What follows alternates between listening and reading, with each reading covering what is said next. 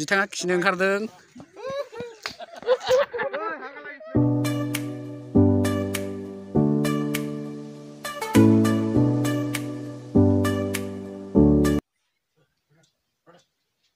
कौन है ये लोग? कहां से आते हैं?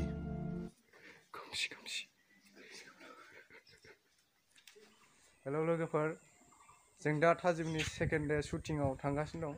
हो बेथ' थाजिमसो। बा मा जागासिनो बायलाय? जायाखै जानाया एसे आंहा सिआइटिनि लाइब्रेरि आनायदोंहाय। लाइब्रेरि शुटिं जागासिनो फनखौनो हमा शुटिंखाय लाइब्रेरि सिङाव हमनो मोना नालाय। खंख्लं गाबबाथाय दिगदार जायो नालाय लाइब्रेरि सिङाव आंहा। दाबो लाइब्रेरियाव अफाय दंथाय? बेखौनो नाया मेपावसो नायनो नागिरदां सिआइटिआव। आदसा ओमफ्राय आं आन्दायलायबाय आरोना नोंखौ बोरै लोगो मोनलाफैखो आं ओरैसो ओरै फैदों। थ' नागिरसै बैथिं जागोनदां। खम जारला।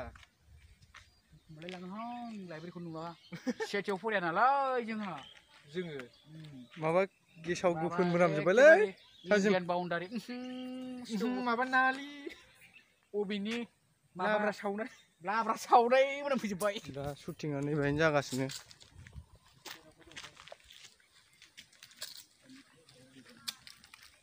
सेन्ट्रेल लाइब्रेरियाव प्रडिउसारानो मिथिया आरो। लामाखौनो मिथियाहां सिख्लाफोर गोजा लाजिलाय लांबाय आं हारसिं गोदाव सोराव।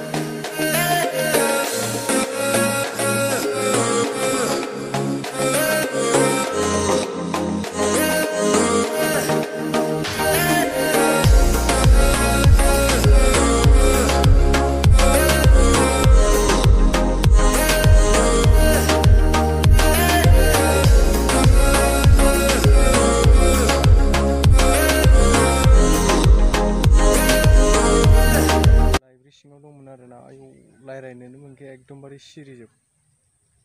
दा शुटिंआ जोब्बाय ओंखारबोबाय। एक्टरा टाइम हास्लाबथारला खारबोथारसिगोन नामा? नङा रायजोफोर थगायदों। एक्टरा एग्जाम लिरबाय थानायावहायनो खिनो ओंखारदों। बिथाङा खिनो ओंखारदों।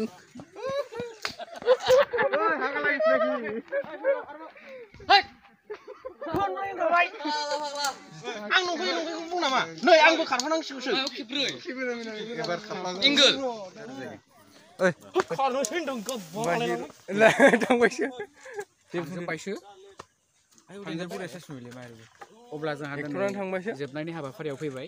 सेकेन्ड डे शुटिं गोजोन थांखि एलबाम भिडिअ 7 तारिखआव रिलिज खालामगोन। थाजिम नार्जारि इउटुब चेनेलाव ना? औ थाजिम नार्जारि इउटुब चेनेलाव। आसा खालामो नोंथांमोना अनसायगोन मोजां मोनगोन होननानै। शेयार खालामनायदो लोगोफोरजों आरो लोगोसे नैबे आंनि सानैनि लोगोफोर लोगोसे आंनि लोगोफोरनि चेनेलखौबो साबस्क्राइब खालामना होदो शेयार खालामना होदो। स' make dam grow' his channel जाहाथे बिसोर फिउचाराव मोजांनिफ्राय मोजां कन्टेन्टस लानानै फैनो हायो। एसेनोसै। Thank you. थांसिगोन शुटिंआ दिनै जोब्बाय। एक्टरफ्रा ओइ थांसै बयसाल लांगोन नोंलाय? आङो औ रेस्टुरेन्टआव मा लायनांगौ बावलाय? उदैयाव गेस होहैनो। आयौ थो